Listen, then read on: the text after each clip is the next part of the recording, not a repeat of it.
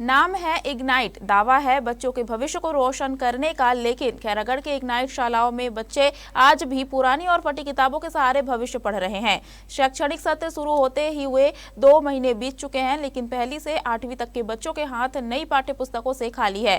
पहली से 7वीं तक पुराने पाठ्यक्रम की किताबों से काम चलाया जा रहा है, तो 8वीं में सिलेबस बदलने के बावजूद नई किताबों का इंतजार जारी है। और अब त्रैमासिक परीक्षा सिर पर है, यानी सवाल सिर्फ किताबों का नहीं, सवाल ये है कि बिना किताब के नया शिक्षा मॉडल आखिर पढ़ाया कैसे जा रहा है।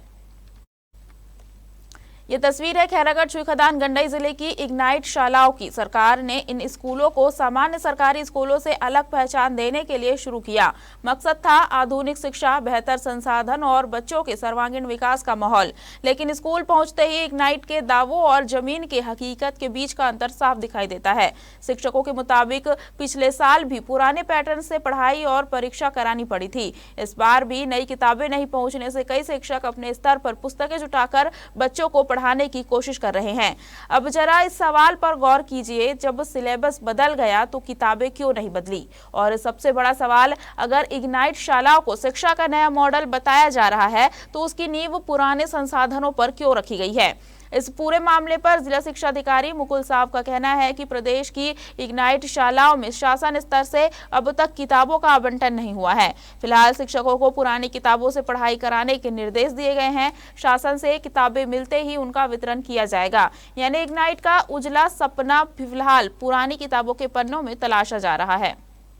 के पास पुस्तक है, उस पे भरा है और हम लोग उसको मिटा मिटा के पढ़ते हैं, तो हमको नहीं बुक चाहिए। सर, हम लोग के पास पुस्तक भी नहीं है और हम लोग को पढ़ने में भी बहुत दिक्कत होता है। और देखो ना, पूरा पुस्तक भी फट गया है और मैम लोग हम लोग को पुस्तक भी नहीं दे रहे हैं। बुक नहीं मिला है तो अभी पढ़ाई में दिक्कत जाता है और क्वेश्चन आंसर लिखने में भी जाते हैं।